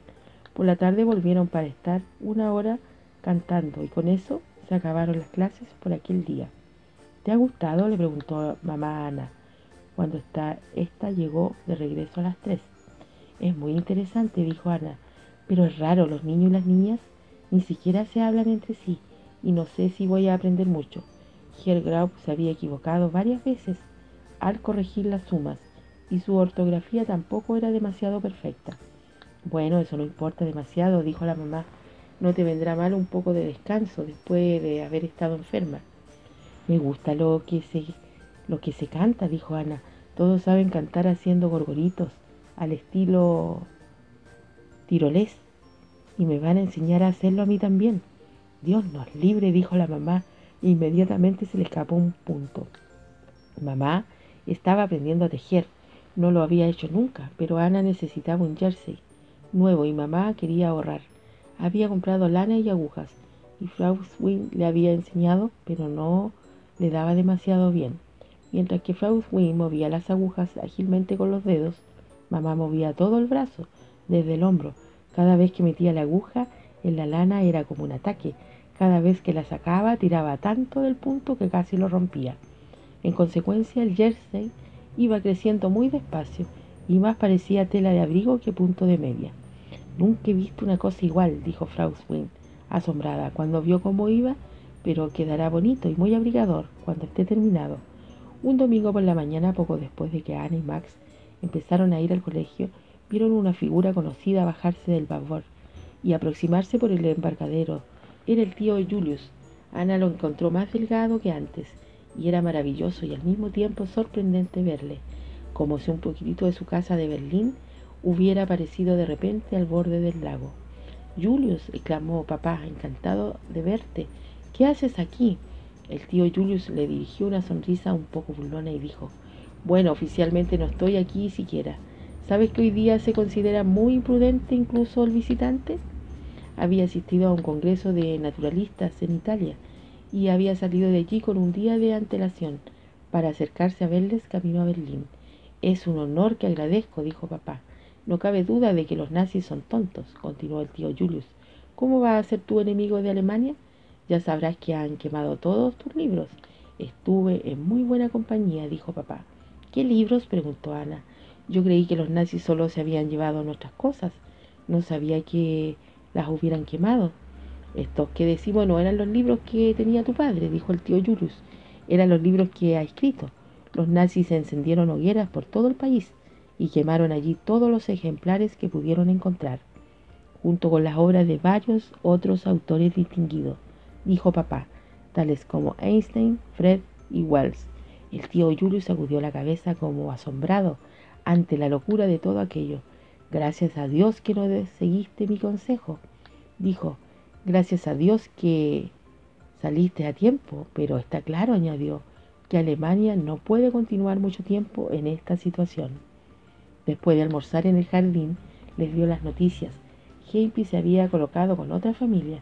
Le había resultado difícil porque cuando la gente se enteraba de que había trabajado para papá, no querían tomarla. Pero en conjunto su trabajo nuevo no estaba mal. La casa seguía vacía, todavía no había comprado a nadie. Era extraño, pensó Ana, que el tío Julius pudiera ir a echarle un vistazo siempre que quisiera. Podía bajar la calle desde la papelería de la esquina y pararse delante de la verja pintada de blanco. Las contraventanas estarían casi cerradas, pero sí tenían una llave. El tío Julius podría entrar por la puerta de la calle al recibidor oscuro, subir la escalera hasta el cuarto de juguetes o pasar al salón o por el pasillo de la antecocina de Hempy. Ana lo recordaba todo con absoluta claridad y mentalmente recorrió la casa de arriba abajo, mientras el tío Julius seguía hablando con mamá y papá. ¿Cómo te van las cosas?, preguntó el tío Julius. ¿Puedes escribir aquí? Papá levantó una ceja. Para escribir no tengo dificultades, dijo. Pero sí para que me lo publiquen. Pero es imposible, dijo el tío Julius. Desgraciadamente no, dijo papá. Parece ser que los suizos están tan preocupados por mantener su neutralidad que les asusta publicar algo de un antinazi declarado como yo. El tío Julius pareció disgustarse mucho. ¿Estás bien?, preguntó. Quiero decir, económicamente. No las arreglamos, dijo papá. De todos modos estoy tratando de hacerles cambiar de opinión. Luego se pusieron a hablar de sus amigos comunes. Parecía como si estuviesen repasando una larga lista de nombres. Uno había sido detenido por los nazis, otro se había escapado y ya se iba a América, otra persona había pactado. Ana se preguntó qué querría decir aquello de pactar. Había escrito un artículo alabando al nuevo régimen. La lista seguía interminable. Todas las conversaciones de mayores eran así últimamente, pensó Ana, mientras las ollitas talamían la orilla del lago y las abejas zumbaban en los castaños. Por la tarde le enseñaron el lugar al tío Julius. Ana y Max le llevaron a los bosques y le interesó mucho el descubrimiento de una clase especial de sapo que no había visto nunca. Luego se fueron todos a remar en el lago, en una barca de alquiler. Después cenaron juntos y al cabo llegó la hora de que el tío Julius se despidiera. Echo de menos nuestras visitas al zoo, dijo mientras le daba un beso a Ana. Yo también, contestó Ana. Lo que más me gustaba eran los monos. Te mandaré una postal de uno, dijo el tío Julius. Fueron juntos hasta el embarcadero. Mientras esperaban el barco, papá dijo de pronto: Julius, no vuelvas. Quédate aquí con nosotros. No estarás seguro en Alemania. ¿Quién? ¿Yo?, dijo el tío Julius con su vocecilla aguda. ¿Quién va a pensar en mí? A mí solo me interesan los animales. Yo no me meto en política. Ni siquiera soy judío, a menos que se tenga en cuenta a mi pobre abuela. Julius, tú no entiendes, dijo papá. La situación tiene que cambiar por fuerza, dijo el tío Julius, y ya venía el barco echando vapor hacia ellos. Adiós, muchacho, adiós. Abrazó a papá y a mamá y a los dos niños. Según iba por la pasarela, se volvió un momento. Además, dijo: los monos del zoo me echarán de menos. Cada vez le gustaba más a Ana ir a la escuela del pueblo.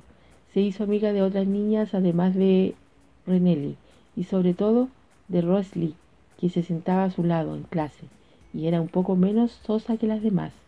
Las lecciones eran tan fáciles que no le costaba ningún esfuerzo sobresalir, y aunque Herr Grau no era muy joven, no era un muy buen profesor de las materias más corrientes, como cantor era extraordinario. En general, lo que más le gustaba a Ana de la escuela era que fuese tan distinta de su antiguo colegio. Lo sentía por Max, que parecía estar haciendo en el Instituto de Zurich cosas muy parecidas a las que hacían en Berlín. Solo una cosa le molestaba, y era que echaba de menos jugar con los chicos. En Berlín, Max y ella jugaban casi siempre con un grupo mixto de niños y niñas, y lo mismo pasaba en el colegio. Aquí la interminable rayuela de las niñas empezaba a resultarle aburrida, y a veces en el recreo miraba con envidia los juegos y acrobacias de los niños, mucho más emocionante. Un día ni siquiera había nadie jugando a la rayuela. Los niños estaban haciendo volteretas laterales, y todas las niñas sentadas les contemplaban, disimuladamente por el rabillo del ojo. Hasta Rosalie, que se había cortado en una rodilla, estaba sentada con las demás. Renelli estaba particularmente interesada por el niño grandote pelirrojo, que estaba intentando dar la voltereta lateral, y los otros querían enseñarle, pero él siempre se caía de lado. ¿Quieres jugar a la rayuela?, preguntó Ana a Renely, pero Renely se negó con la cabeza, completamente absorta. Era una situación realmente tonta, sobre todo porque a Ana le encantaba dar volteretas laterales y no daba la impresión de que el pelirrojo le salieran demasiado bien. De repente Ana no pudo aguantar más y sin pensar en lo que hacía, se levantó de donde estaba sentada con las niñas y se acercó a los niños. Mira, le dijo al pelirrojo, tienes que tener las piernas tiesas así, y dio una voltereta lateral para enseñarle. Todos los demás niños dejaron de dar voltereta y se pararon a mirar, sonriendo burlonamente. El pelirrojo vaciló. Si es muy fácil, dijo Ana. Te saldrá si te acordaras de lo de las piernas. El pelirrojo parecía todavía indeciso, pero los otros niños le gritaron, venga, venga, inténtalo. Volvió a intentarlo y le salió un poco mejor. Ana le hizo otra demostración, y esta vez él captó la idea y dio una voltereta lateral perfecta, justo en el momento en que sonaba la campana, señalando el final del recreo. Ana volvió a su grupo. Todos los niños la miraron marchar sonriente, pero casi todas las niñas parecían estar mirando a otro lado. Renely parecía francamente enfadada, y solo Rosely le dirigió una breve sonrisa. Después del recreo había historia, y Helgrove decidió hablarle de los hombres de las cavernas. Dijo que habían vivido hace millones de años. Mataban animales salvajes y se los comían, y con sus pieles se hacían la ropa. Luego aprendieron a encender fuego y a hacer herramientas sencillas, y poco a poco se fueron civilizando. Eso era el progreso, dijo Helgrau, y entre otras cosas se había debido a la acción de los vendedores ambulantes, que iban por las cavernas cambiando objetos útiles por otros. ¿Qué clase de objetos útiles?, preguntó uno de los niños. Helgrau le miró indignado desde arriba de su barba. Toda clase de cosas podían resultarle imperdible para unir entre sí las pieles. A Ana le sorprendió mucho aquello de los vendedores ambulantes y los imperdibles. Sintió mucha ganas de preguntarle a Helgrau, pero si estaba seguro de aquello, pero pensó que a lo mejor era más prudente no hacerlo. De todos modos sonó la campana antes de que tuviera ocasión. Todavía estaba dándole vueltas a lo de los hombres de las cavernas cuando volvían a casa para almorzar, de modo que hasta que llevaban andaba ya casi la mitad del camino. No se dio cuenta de que Renely no le hablaba. ¿Qué te pasa, Renely?, preguntó. Renely sacudió sus delgadas trenzas y no dijo nada. ¿Qué te pasa?, volvió a preguntar Ana. Renely no la miró. Ya lo sabes, respondió. Lo sabes perfectamente. No sé nada, dijo Ana. Claro que sí, dijo Renely. ¿No te da vergüenza? ¿De verdad que no?, insistió Ana. Dímelo, por favor. Pero Renely no quería. Durante el resto del camino siguió sin dirigir a Ana una sola mirada, con un gesto orgulloso y los ojos fijos en la lejanía. Solo cuando llegaron al hostal y ya a punto de separarse, la miró un instante y Ana se sorprendió al ver que no solo estaba enfadada, sino casi llorando. Además, gritó Renely, volviendo la cabeza mientras se alejaba corriendo. Además, todos te hemos visto las bragas.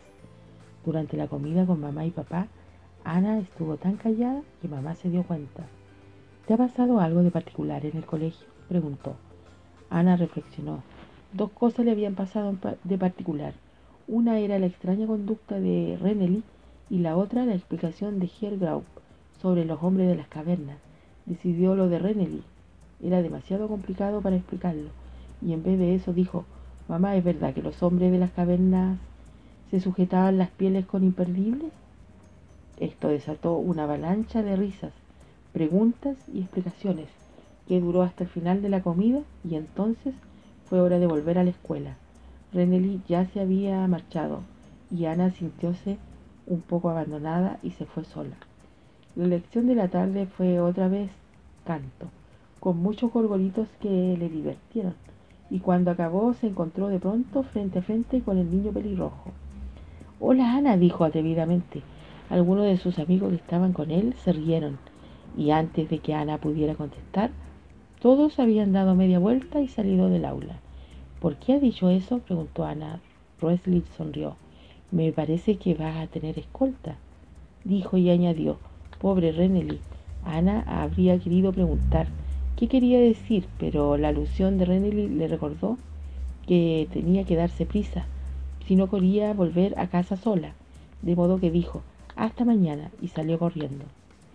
No había ni rastro de Renely en el patio. Ana se esperó un poco por si acaso estaba en el patio, pero no apareció. Los únicos presentes en el patio eran el pelirrojo y sus amigos, que también parecían estar esperando a alguien.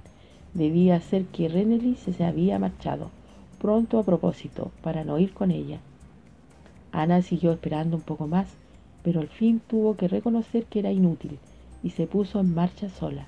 El pelirrojo y sus amigos decidieron marcharse exactamente en el mismo momento. Se tardaba menos de 10 minutos en volver al Gastop Swing, y Ana conocía bien el camino. Fuera ya de la verja de la escuela, torció a la derecha y empezó a bajar por la carretera. Pasados unos momentos se dio cuenta de que el pelirrojo y sus amigos también habían torcido a la derecha al salir de la escuela. La carretera llevaba a un sendero de grava empinado que desembocaba en otra carretera, y esta vez, después de algunas vueltas y revueltas, llevaba al hostal. Cuando bajaba por el sendero de grava fue cuando Ana empezó a preguntarse si no pasaba algo raro. La capa de grava era gruesa y muy suelta, y con cada pisada sus pies hacían un crujido sonoro. Al poco tiempo notó detrás de sí unos crujidos similares, más amortiguados. Lo escuchó un momento y después se volvió a mirar por encima del hombro. Eran otra vez el pelirrojo y sus amigos, con los zapatos colgándoles de las manos. Iban pisando la grava con los pies descalzos, sin que aparentemente les molestase lo afilado de las piedrecillas. La ojeada rápida de Ana bastó para mostrarle que todos la miraban. Apretó el paso y las pisadas de detrás se aceleraron también. Entonces una piedrecilla pasó rebotando a su lado. Estaba aún preguntándose de dónde había salido cuando otra piedrecilla le dio en una pierna. Se volvió rápidamente, a tiempo de ver cómo el pelirrojo cogía un trocito de grava y se la tiraba. ¿Qué estás haciendo?, gritó Ana. Estate quieto. Pero él no hizo caso, y no hizo más que sonreír burlonamente, y le tiró otro trozo. Entonces sus amigos empezaron a hacer lo mismo. Casi ninguna de las piedrecillas llegaba a darles. A las que le daban eran demasiado pequeñas para hacerle daño, pero era espantoso de todos modos. Entonces vio que un niño menudito, con las piernas torcidas, apenas mayor que ella, cogía todo un puñado de grava. No se te ocurra tirarme eso, chilló Ana, tan furiosa que automáticamente el niño de las piernas torcidas dio un paso atrás. Arrojó la grava hacia ella, pero de modo que cayese a poca distancia. Ana le lanzó una mirada furibunda. Los niños se quedaron quietos mirándola. De pronto el pelirrojo dio un paso adelante y gritó. Los otros lo repitieron como en una especie de cántico. Ana, Ana, cantaron a coro. Entonces el pelirrojo tiró otro trocito de grava y le dio en todo el hombro. Aquello era demasiado. Ana volvió la espalda y escapó. Camino abajo siguieron cayendo a su alrededor trocitos de grava, acribillándole la espalda y las piernas. Ana, Ana, venían pisándole los talones. Ana corría refalándose y torciéndose los pies entre las piedras.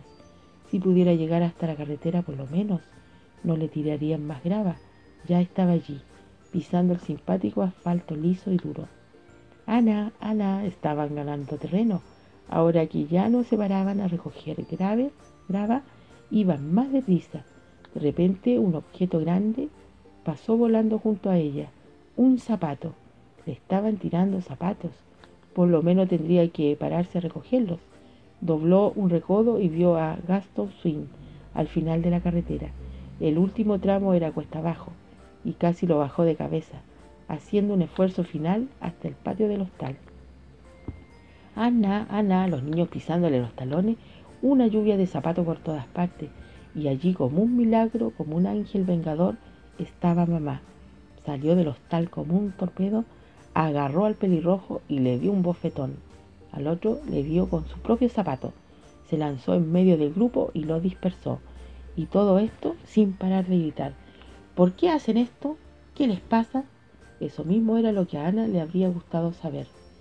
Luego vio que mamá había atrapado al niño de las piernas torcidas y le estaba sacudiendo. Todos los demás habían huido. ¿Por qué la perseguías?, le preguntó mamá. ¿Por qué le tirabas cosas? ¿Qué había hecho? Ceñudo. El niño de las piernas torcidas no decía nada. No pienso soltarte, dijo la mamá. No pienso soltarte hasta que me digas por qué habéis hecho eso. El niño de las piernas torcidas miró a mamá indefenso. Luego se sonrojó y farfulló algo. ¿Qué?, dijo la mamá. Entonces el niño de las piernas torcidas se desesperó. Porque la queremos, dijo con toda la fuerza de sus pulmones. Lo hemos hecho porque la queremos. Mamá se quedó tan sorprendida que le soltó y él atravesó el patio como un rayo y escapó por la carretera abajo. ¿Por qué te quieren?, dijo mamá. Ni ella ni Ana lo entendieron, pero cuando más tarde consultaron a Max, él no pareció sorprenderle mucho. Es lo que hacen aquí, dijo, cuando están enamorados de alguien. Le tiran cosas.